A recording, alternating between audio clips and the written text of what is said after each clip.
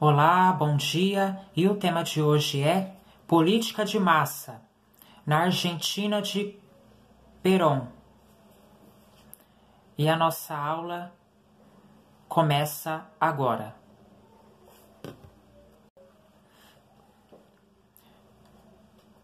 Juan Domingo Perón, 1895 a 1974. E Eva Perón, 1919 a 1952, marcaram profundamente a política argentina no século XX, despertando manifestações de apoio caloroso e de lealdade e também de críticas ferozes e radicais. Assim como Getúlio Vargas, despertaram fortes sentimentos de amor e ódio. Perón estreou na política como titular da Secretaria de Trabalho e Previdência, à frente da qual promoveu uma aproximação estreita com os trabalhadores. Concedeu aumentos salariais reais, criou uma espécie de 13º salário e criou tribunais de trabalho. Esse estreitamento da relação com os trabalhadores desagradou os conservadores, que pressionaram os militares no poder. Estes cederam às pressões e prenderam Perón e o enviaram a uma ilha. 5 dias depois, os trabalhadores ocuparam a Praça de Maio e, aos gritos de, abre aspas, Perón, Perón, fecha aspas, exigiram sua libertação. Ele foi solto e da Casa Rosada discursou para a multidão, concentrada na praça. Esse acontecimento abriu caminho para sua candidatura à presidência da República e, em 1946, conseguiu a vitória nas eleições presidenciais. Perón governou a Argentina pela primeira vez de 1946 a 1952. Ao ser empossado, criou o Partido Peronista e o dividiu em 3 alas, a masculina, a feminina, liderada por Eva Perón, e a sindical. Por meio do PP, Partido Peronista, Perón incorporou os trabalhadores e atrelou os sindicatos ao Estado. O número de sindicatos cresceu e, em 1951, a CGT, Confederação Geral do Trabalho, possuía 3 milhões de filiados. No campo econômico, o governo de Perón nacionalizou as empresas de telefonia, elétricas e de estradas de ferro, em sua maior parte inglesas. Foi constituída uma frota aérea do governo, as aerolíneas argentinas. Essas nacionalizações todas foram realizadas mediante indenização. Em novembro de 1951, Perón foi reeleito com quase o dobro de votos da chapa oposicionista. Esse seu segundo mandato foi conturbado por 2 acontecimentos significativos.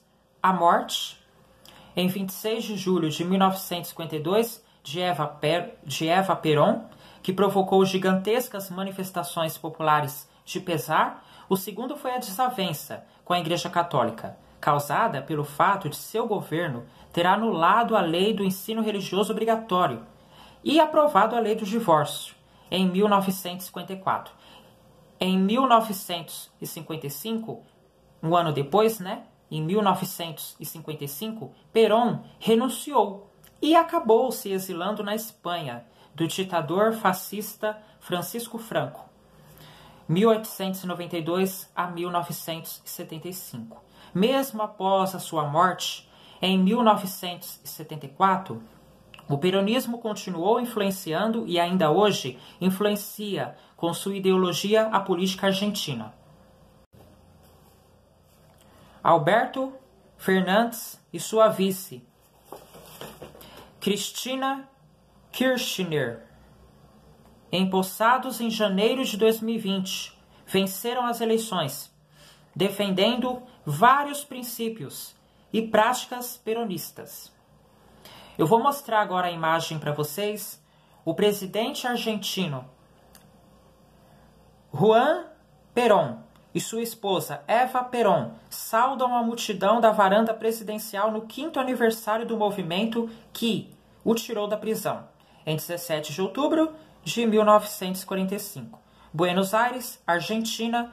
Essa foto está em preto e branco e ela é de 1950. Observem a imagem.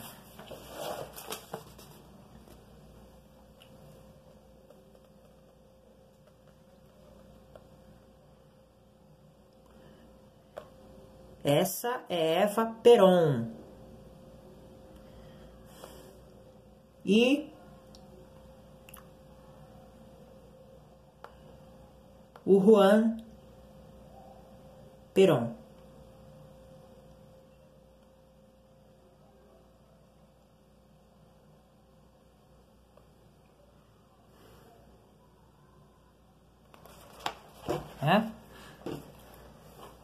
Juan Domingo Perón. Então, na foto você viu Eva Perón e Juan Domingo Perón, tá? E agora você vai ver na imagem Alberto Fernandes e sua companheira de chapa, Cristina Fernandes de Kirchner, em um comício durante a campanha presidencial, Mar del Plata, Argentina. Essa foto tá colorida e é de 2019. Observem a imagem.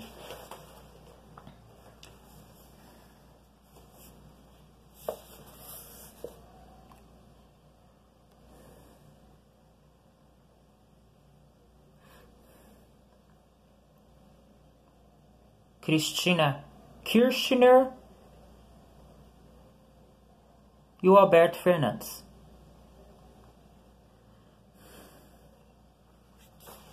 Então, pessoal, que acontece? O Juan Domingo Perón e Eva Perón, eles marcaram profundamente a política argentina no século XX, né? Despertando manifestações e apoio caloroso e de lealdade, né? Aonde eles, assim como Getúlio Vargas, eles despertaram na população fortes sentimentos de amor e ódio. Perón, ele estreou na política, né, como titular da Secretaria de Trabalho e Previdência, à frente da qual ele promoveu, o Perón, ele promoveu uma aproximação estreita com os trabalhadores. Ele concedeu aumentos salariais reais, criou uma espécie de 13º e criou o tribunal criou tribunais de trabalho. Só que essa aproximação estreita que Perón teve com os trabalhadores desagradou os conservadores.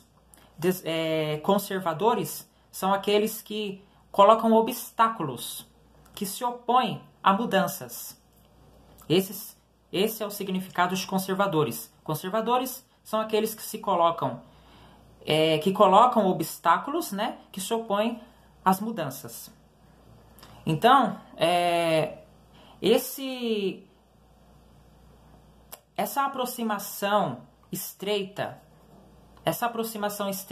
que Perón teve com os trabalhadores, na qual ele concedeu, né, alguns direitos, né, para os trabalhadores, desagradou os conservadores, que pressionaram os militares no poder, e aí eles prenderam, né?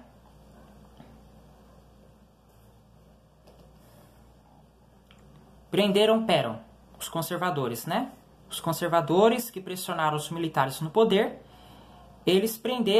os conservadores prenderam Perón e o enviaram a uma ilha. Então, Perón ficou preso numa ilha. 5 dias depois, os trabalhadores ocuparam a Praça de Maio e aos gritos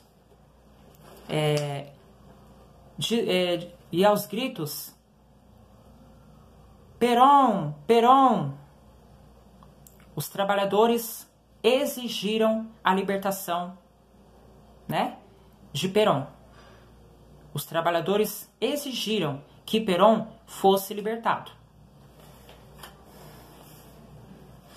Aí Perón foi solto, e aí da Casa Rosada ele discursou para a multidão concentrada na praça que esse acontecimento, o fato dele ter sido preso na ilha, abriu caminho para sua candidatura à presidência da República.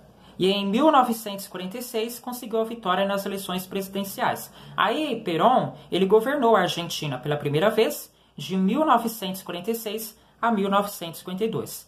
Né? Aí, ao ser empossado, criou o Partido Peronista, né? Dividido em 3 alas, masculina, feminina, liderada por Eva Perón, e a sindical. E por meio do PP, Partido Peronista, Perón incorporou os trabalhadores e atrelou os sindicatos ao Estado. O número de sindicatos, nessa época em que Perón estava no poder, cresceu o número de sindicatos, né? Em 1951. Possuía 3 milhões de filiados. Bastante, viu? E aí, mais adiante, no campo econômico, o governo de Perón nacionalizou as empresas de telefonia, elétricas e de estradas de ferro, em sua maior parte inglesas. Foi constituída uma frota aérea do governo, né, as aerolíneas argentinas. Né? Tudo isso mediante indenizações. Tudo isso foi realizado mediante indenização. E aí, em novembro de 1951, Perón foi reeleito. Ele teve o dobro de votos da chapa oposicionista. Esse seu segundo mandato foi conturbado por 2 acontecimentos. A morte de Eva Perón, que provocou, né, gigantescas manifestações populares de pesar. E o segundo motivo, né, o segundo acontecimento, foi a desavença que Perón teve com a Igreja Católica, porque o governo de Perón anulou a lei do ensino religioso obrigatório e aprovou a lei do divórcio em 1954. E aí, um ano depois, né, em 1955, Perón renunciou e acabou se exilando lá na Espanha do ditador fascista Francisco Franco.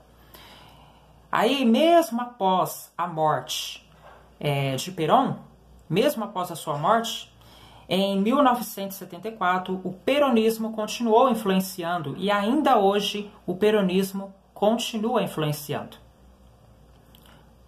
Alberto Fernandes e sua vice, Cristina Kirchner, empossados em janeiro de 2020, venceram as eleições lá na Argentina, defendendo vários princípios e práticas peronistas. Ou seja, para você entender, para você que está me assistindo agora, para você entender o que vem a ser esses princípios e práticas peronistas. O peronismo pretende constituir um governo centralizado, um Estado organizado e um povo livre. Foi isso que o Eva Perón e Juan Domingo Perón, foi isso que eles queriam da Argentina. Né? Enquanto Juan Domingo Perón e Eva Perón estavam no poder, é isso que eles queriam para a Argentina. E até hoje, o peronismo continua influenciando a Argentina.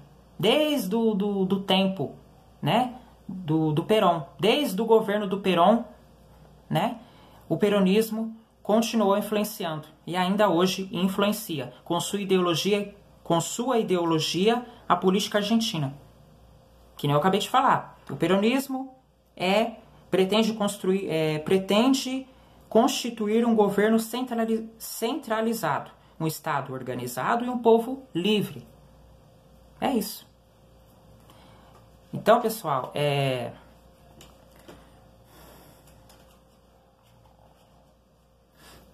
essa foi a política de massa na Argentina de Perón. acabou a nossa aula. Muito obrigado pela sua companhia. Se você não é inscrito, se inscreve no canal. Se você gostou da aula, achou interessante, já deixa o seu like logo abaixo. Eu fico por aqui, uma ótima quarta-feira e até sexta-feira. Tchau, pessoal! Até sexta-feira.